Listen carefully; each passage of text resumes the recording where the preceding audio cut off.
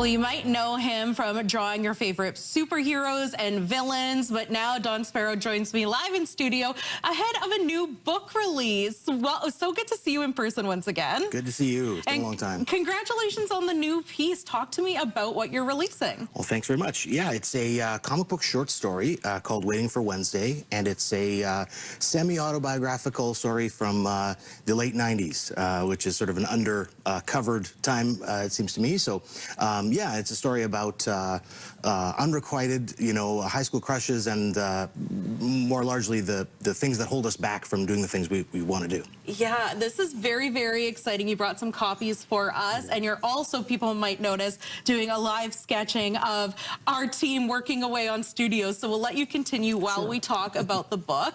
So this piece is kind of a huge step. I mean, you had this web series that was running and was really well received, but this is kind of a new direction. It is. It's the first kind of narrative. The webcomic was sort of single panel gag, sort of like The Far Side, but way less funny.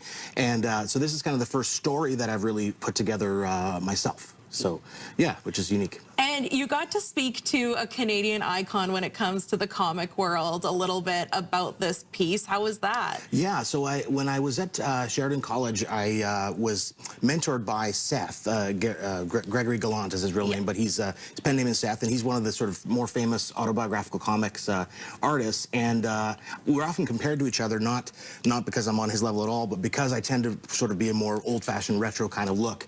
And so I was very nervous to meet him, and then but he couldn't have been nicer when I did, and the only advice he gave me was to make my stuff look more like his. So my fears about aping his style or ripping him off were unfounded. So, and he was kind of the inspiration to tell these kinds of stories. And we're seeing some images from the book right now. I mean, we're looking at this very pastel palette, which is a little bit of a departure too from your very bright, saturated works. How is that working with only 5 colors? It was tricky to figure out how to sort of process these images, but it also kept me from being too precious about it. I really wanted to get this thing done, and so if you could work on something forever. So limiting the palette and the method of working, I think really helped sort of get it done and then give it kind of a unique look from the rest of my work. And then another thing, I want to bring up that last image that we just had a moment ago, because the entire story is hand-lettered. So this is not a typeface? No, that's hand-lettered, yeah. There's lots of great fonts and different computer lettering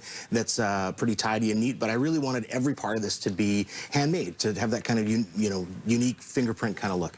And for those of you who don't know you on a friendship level like we do, are you from Saskatchewan, born and raised? Yes, yeah, Saskatoon, and so I spent a lot of time in Regina and in Saskatoon, but yes, the only time I've ever left was to go to art college in Toronto. So, so are we going to see some of those Saskatchewan elements incorporated into this work? Absolutely. There's quite a few Easter eggs for people who grew up, I think really anywhere on the prairies, but definitely Saskatoon specifically. There's Lakeview and kind of what the old buses looked like, and some different spots that we've that have kept in but also disguised in certain ways. So that's really exciting. I think people love to see those locations and those little Easter eggs that feel familiar to them. If people want to get their hands on a book, there's a couple of opportunities. Where can they find it? Absolutely. So it'll be debuting this weekend at Sask Expo Regina, and after that it'll be available here in Saskatoon at McNally Robinson, Amazing Stories, and at 8th Street Books and Comics. And of course online. And online on my website. You can order it through donsparrow.com.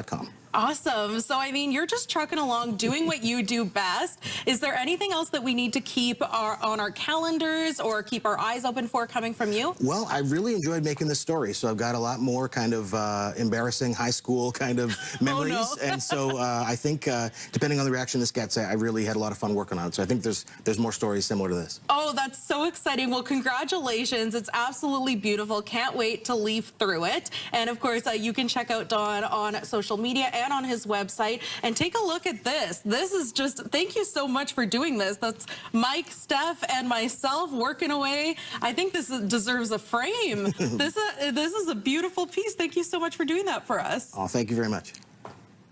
Happy to.